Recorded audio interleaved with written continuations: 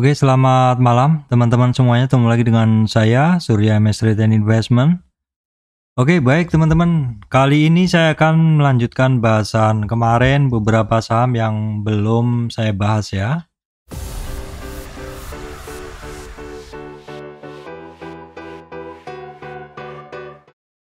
Oke, baik teman-teman. Sebelumnya kita akan cek sekilas kondisi regional teman-teman ya.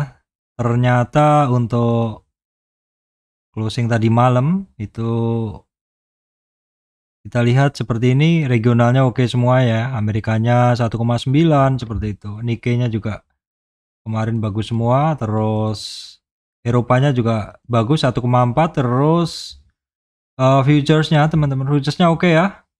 1,5. Nah seperti ini hari Senin ini sepertinya ada peluang seperti itu. Apakah kita bisa manfaatkan peluang itu? Baik teman-teman, saya akan langsung masuk ke bahasan saham yang kemarin belum ya. Yang pertama adalah Mayora ya. Mayora adalah saham dari sektor consumer. Nah ini pergerakannya udah istilahnya deket-deket seperti itu.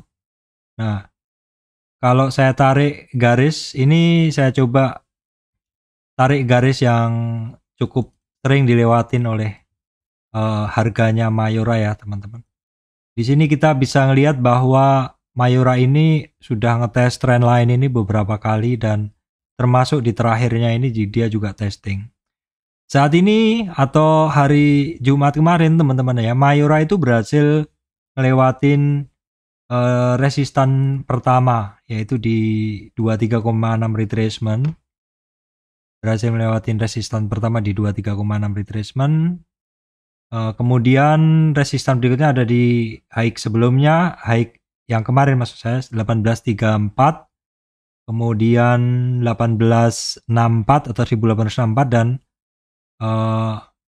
berikutnya ada kisaran di 38,2 retracement di 1882. Kita lihat pergerakan weekly juga, dia juga sedang beranjak naik. Saat ini di weekly-nya dia bertahan di supportnya yang pertama di 23,6 di 1826 teman-teman. Terus kita lihat dulu pergerakan dari si Mayora. Kondisi asingnya sih masih dalam ya, masih pada net sell. Pergerakan daily-nya volumenya sih cukup oke, tapi belum ngelewatin rata 5 dan 20 untuk volume ya. Sekarang kita akan lihat pergerakan dari buyer seller dari Mayora ya, seperti ini Mayora teman-teman. Untuk komposisi buyernya itu ada 59% membeli di over, jadi cukup percaya diri membeli di over.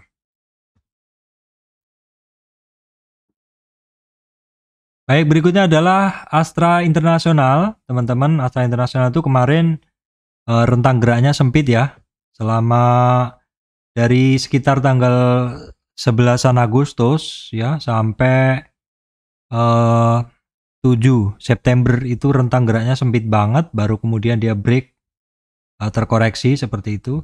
Coba kita kesampingkan tren yang ini teman-teman ya. Kita kesampingkan tren yang turun ini terus naik karena memang itu adalah di 50 sampai 61,8 retracement. Kita coba menengok dalam tren naik ini. Untuk Astra International ini koreksinya sampai berapa? Kita coba tarik Fibo-nya seperti ini. Bahwa untuk Astra International, teman-teman, koreksinya ini baru sampai di sini, di 38,2 retracement. Memang sudah dalam 3 hari terakhir ini dekat sekali dengan 38,2 retracement. Namun demikian tidak pernah tembus ya, selama ini belum pernah tembus dan justru closing hari Jumat kemarin itu dia sentuh di 23,6 retracement teman-teman ya. Jadi pas di 6.780 itu adalah merupakan resistan sebelumnya dan karena berhasil closing di situ, saat ini dia menjadi supportnya. Kita lihat dulu untuk weekly-nya juga masih oke. Memang di weekly kemarin dia sedikit overshoot, turun di bawah 38. Namun demikian closing weekly-nya ditarik lagi di atas 38,2 retracement. Dari sini teman-teman bisa ngelihat bahwa support penting dari Astra itu ada di 6.783 teman-teman. Di sini 38 retracement. Apabila closing weekly-nya tidak kuat di 6.782 teman-teman, bisa terbuka peluang di kisaran 6.490 atau 6.500-an seperti itu, yaitu adalah 50 retracement-nya, dan juga bisa menuju ke 61,8. Jadi dua peluang itu cukup terbuka untuk Astra International.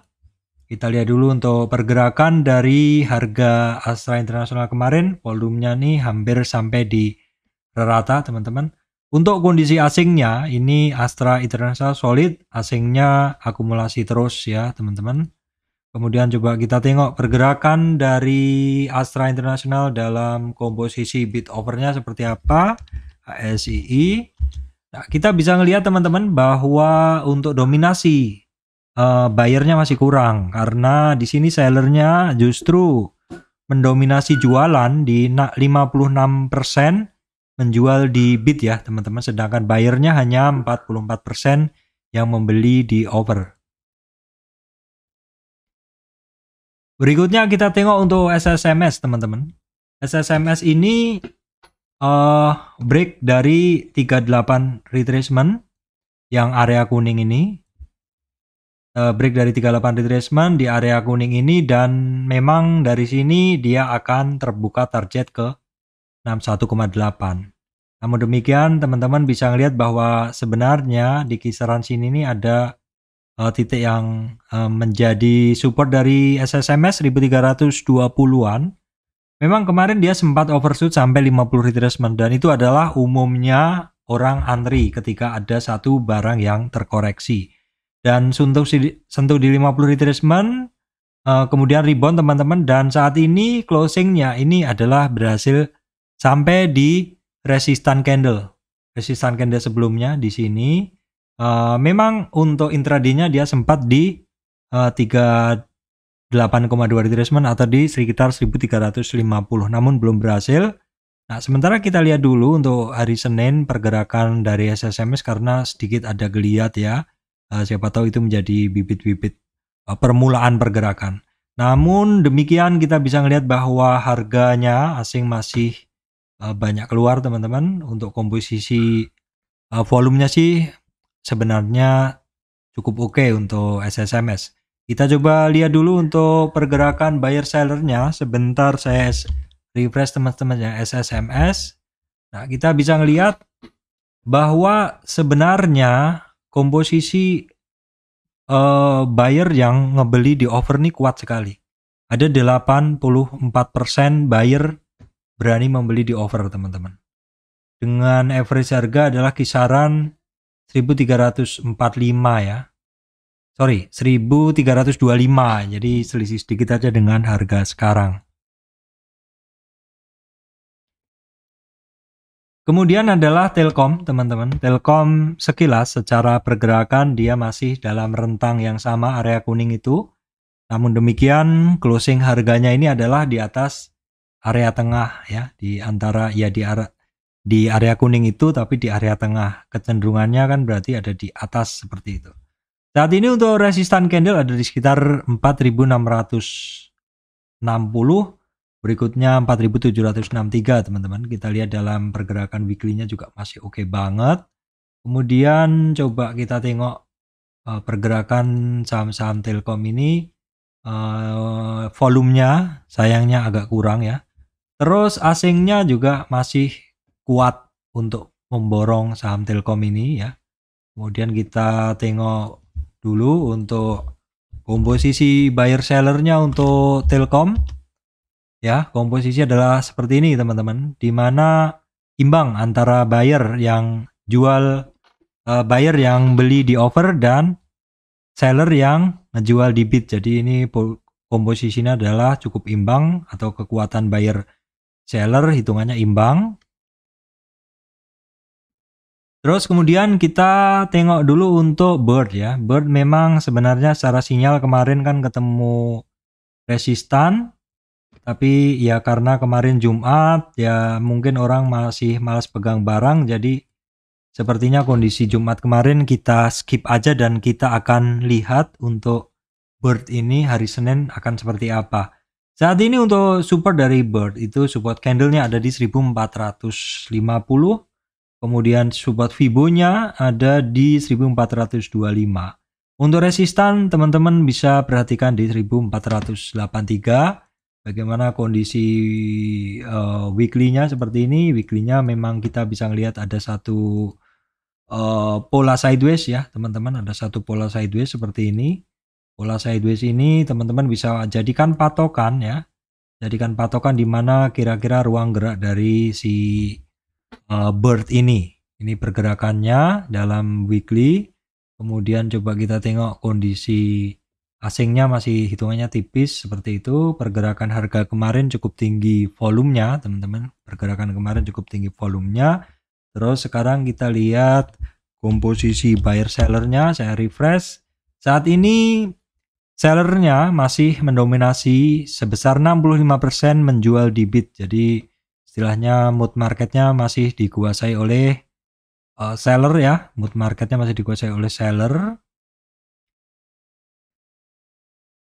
Berikutnya adalah saham HIS teman-teman. Saham HIS. Saham HIS itu